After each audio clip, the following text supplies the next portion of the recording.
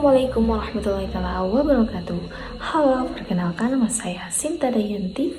Di sini saya sebagai moderator sekaligus pemateri dan adapun anggota kelompok saya yaitu yang pertama Nipa sebagai pemateri, yang kedua Syifaul Hasanah sebagai pemateri, dan yang ketiga Alia sebagai pemateri. Oke, di sini saya akan menjelaskan materi tentang bahasa slang remaja di era digital. Dilanjut kepada materi yang pertama yaitu pendahuluan. Bahasa slang remaja terus berkembang di era digital, dipengaruhi oleh media sosial dan aplikasi pesan instan. Bahasa slang digunakan untuk mengekspresikan diri dan membangun hubungan dengan orang lain. Dalam presentasi ini, kita akan membahas definisi slang di era digital dan dampaknya pada komunikasi remaja sekarang. Apa sih definisi bahasa slang? Bahasa slang adalah bahasa informal yang digunakan oleh remaja untuk berkomunikasi dengan teman-teman mereka. Biasanya dalam situasi santai atau tidak formal. Bahasa slang sering kali menggunakan kata-kata yang tidak baku, singkatan dan ekspresi yang unik, serta dapat berbeda-beda tergantung pada kelompok sosial, daerah, atau komoditas. Oke, kita lanjut kepada pembahasan yang selanjutnya yaitu contoh bahasa slang. Berikut beberapa contoh bahasa slang yang populer digunakan sekarang. Contohnya, anak remaja sekarang sering menyebutkan dengan flexing atau pamer.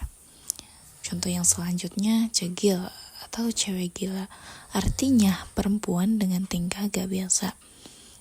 Contoh yang selanjutnya yaitu gamon atau gagal move on. FOMO atau takut ketinggalan tren. Dan masih banyak lagi bahasa slang yang digunakan anak remaja zaman sekarang. Media sosial dan bahasa slang. Media sosial dan bahasa slang remaja di Indonesia memiliki hubungan yang sangat erat. Media sosial seperti Instagram, TikTok, dan Twitter menjadi platform yang ideal bagi remaja untuk menciptakan, menyebarkan, dan menggunakan bahasa slang. Pada slide selanjutnya akan menjelaskan tentang aplikasi pesan instan. Aplikasi pesan instan seperti WhatsApp, Line, dan Telegram juga memiliki peran penting dalam perkembangan bahasa slang remaja di Indonesia. Contohnya, mengirim pesan dan menggunakan bahasa slang di aplikasi pesan instan untuk membuat komunikasi lebih santai dan akrab. Berbeda dengan media sosial publik seperti Instagram atau TikTok, aplikasi pesan instan adalah ruang tertutup. Disinilah remaja merasa paling aman untuk bereksperimen dengan bahasa tanpa takut dihakimi orang tua atau guru. Penggunaan slang di aplikasi ini bertujuan membangun keakraban. Jika Anda menggunakan bahasa baku di WhatsApp personal, Anda akan dianggap kaku atau bahkan sedang marah. Slang menjadi pelumas sosial agar komunikasi terasa lebih cair. Selanjutnya akan menjelaskan tentang dampak bahasa slang. Bahasa slang dapat memiliki dampak positif dan negatif pada komunikasi remaja. Banyak orang tua atau pendidik melihat slang sebagai perusak bahasa, tapi secara objektif, slang punya dua sisi yang sangat kontras. Slang adalah cara remaja menandai kelompoknya. Ini adalah bentuk kreativitas linguistik untuk mengekspresikan emosi yang tidak terwakili oleh bahasa baku. Menggunakan kata seperti gamon atau FOMO secara instan menciptakan perasaan kita di frekuensi yang sama. Masalah utamanya bukan pada katanya, tapi pada ketidakmampuan remaja membedakan situasi. Mereka sering membawa bahasa chat ke dalam esai akademik atau dunia profesional. Penggunaan slang yang salah tempat akan menghancurkan kredibilitas dan citra diri. Di dunia kerja, orang tidak peduli seberapa keren slang Anda jika instruksi kerja gagal dipahami karena ambigu.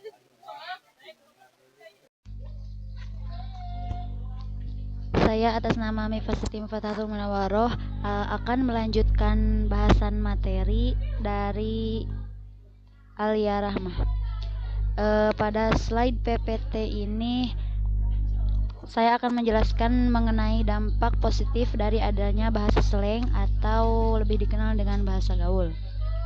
Di antara dampak positif dari adanya bahasa slang yaitu yang pertama, dapat mengekspresikan diri. Bahasa slang memungkinkan remaja untuk mengekspresikan identitasnya, mengekspresikan emosi dan pemikiran mereka dengan cara yang lebih kreatif dan lebih unik, yang mungkin terasa lebih autentik bagi mereka dibandingkan dengan menggunakan bahasa formal atau bahasa Indonesia baku.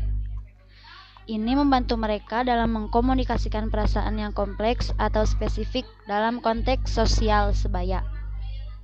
Yang kedua yaitu membangun hubungan. Penggunaan bahasa slang atau bahasa gaul yang sama menciptakan rasa kebersamaan dan solidaritas di antara remaja atau di antara teman sebaya.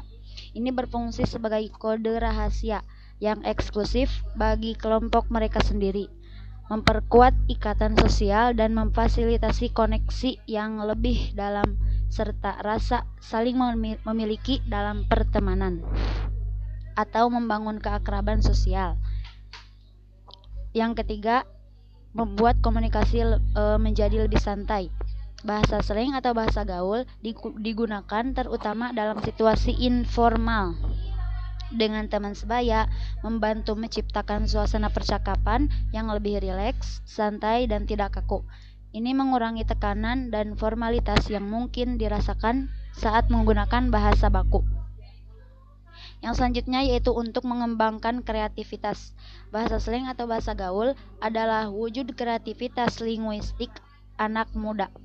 Remaja seringkali menciptakan kata-kata baru, singkatan, atau mengubah kata-kata yang sudah ada melalui proses morfologis, menunjukkan inovasi dan kelincahan dalam berbahasa. Dan yang terakhir ada mengidentifikasi kelompok. Bahasa slang atau bahasa gaul berfungsi sebagai penanda identitas kelompok atau subkultur tertentu.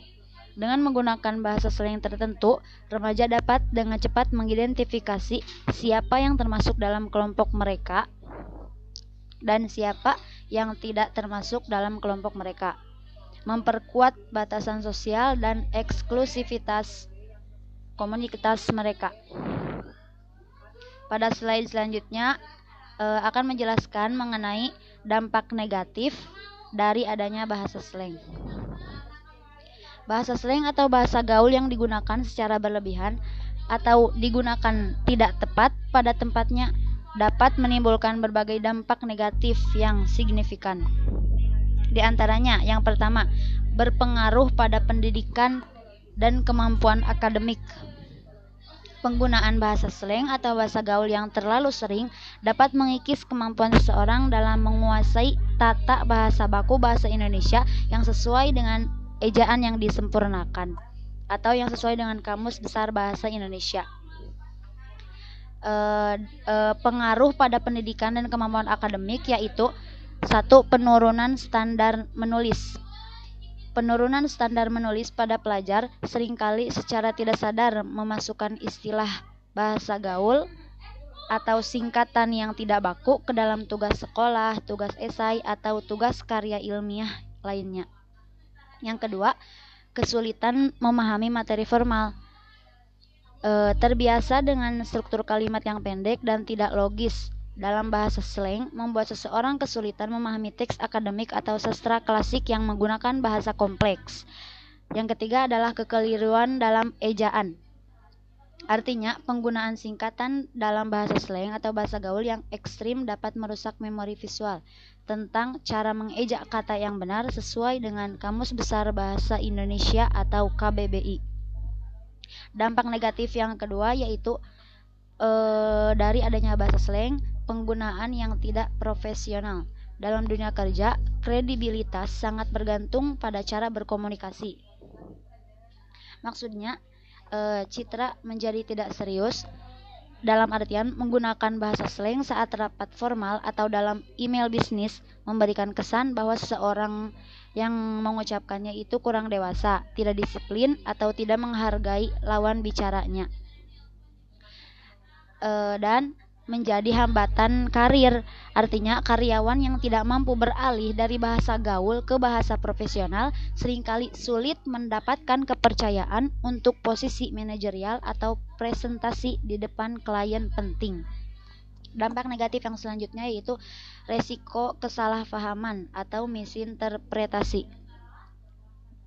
Bahasa slang bersifat eksklusif dan seringkali memiliki makna ganda atau makna yang berubah-ubah seiring berjalannya waktu.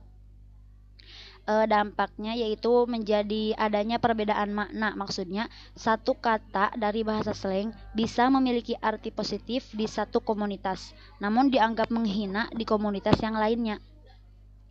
Dan menjadi konteks yang hilang. Maksudnya, karena bahasa slang seringkali sangat bergantung pada konteks budaya tertentu, orang luar yang mencoba menggunakannya seringkali salah mengartikan situasi yang berujung pada konflik sosial atau adanya konflik permasalahan. Dampak negatif dari adanya bahasa slang nomor 4 yaitu kesulitan dalam memahami atau adanya hambatan komunikasi. Bahasa slang menciptakan tembok komunikasi antar generasi atau antar kelompok. Dampak dari adanya kesulitan dalam memahami, yang pertama adanya kesenjangan generasi, yakni orang tua atau lansia seringkali merasa terasing atau bingung saat berbicara dengan generasi muda yang menggunakan bahasa slang modern, sehingga menghambat transfer informasi dan nilai. Yang kedua, adanya kendala bagi penutur asing. Artinya, warga asing yang sedang mempelajari bahasa Indonesia akan sangat kesulitan memahami percakapan jika bahasa yang digunakan penuh dengan bahasa slang yang tidak ada di kamus resmi bahasa Indonesia. Dampak negatif nomor 5 yaitu pengaruh pada citra dan persepsi sosial. Cara seseorang berbicara merupakan cerminan dari kepribadian dan latar belakangnya di mata publik, di mata khalayak orang banyak. Pengaruh pada citra yakni stigma negatif. Maksudnya, meskipun tidak selalu benar, masyarakat sering mengasosiasikan penggunaan bahasa slang yang kasar atau berlebihan dengan perilaku pemberontak atau kurangnya edukasi. Dan kehilangan identitas budaya, yakni penggunaan bahasa slang yang didominasi oleh istilah asing seperti campuran bahasa Inggris Indonesia yang tidak tepat, secara perlahan dapat melunturkan kebanggaan dan kemurnian bahasa nasional sebagai identitas bangsa. Dampak negatif dari adanya bahasa slang yang lainnya diantaranya yaitu keterbatasan kosakata. Karena terbiasa menggunakan satu kata dari bahasa slang untuk mengekspresikan berbagai emosi, membuat seseorang malas mencari sinonim atau persamaan kata yang lebih spesifik dan kaya. Yang kedua adalah eksklusivitas sosial, yaitu bahasa slang sering digunakan sebagai kode untuk membedakan siapa yang termasuk anggota kelompok dan siapa yang bukan termasuk anggota kelompok, yang dapat memicu perilaku pengucilan atau bullying terhadap mereka yang tidak mengerti bahasa slang tersebut. Sebagai kesimpulannya, bahasa slang memang tidak dilarang untuk digunakan dalam situasi santai bersama dengan teman sebaya. Namun, dampaknya menjadi negatif ketika seseorang kehilangan kemampuan untuk membedakan kapan harus menggunakan bahasa formal dan kapan boleh menggunakan bahasa gaul. Kemampuan menguasai bahasa resmi tetap menjadi aset terpenting dalam pendidikan dan karir profesional setiap orang. Mungkin sekian materi yang dapat disampaikan. Kembalikan kepada moderator. Teman-teman, tahu gak sih, ada yang bilang bahasa slang itu kayak gula, terlalu banyak juga gak enak ya. Baik, terima kasih kepada para pemateri yang sudah mempresentasikan tentang bahasa slang remaja di era digital. Oke, jadi kesimpulannya, bahasa slang remaja di era digital memiliki tantangan dan peluang dengan memahami dan mengelola bahasa slang. Remaja dapat memanfaatkan peluangnya dengan mengurangi tantangannya. Terima kasih atas perhatiannya. Kelompok kami berharap semoga presentasi ini bermanfaat untuk kalian semua. Sampai jumpa di lain waktu. Assalamualaikum warahmatullahi wabarakatuh.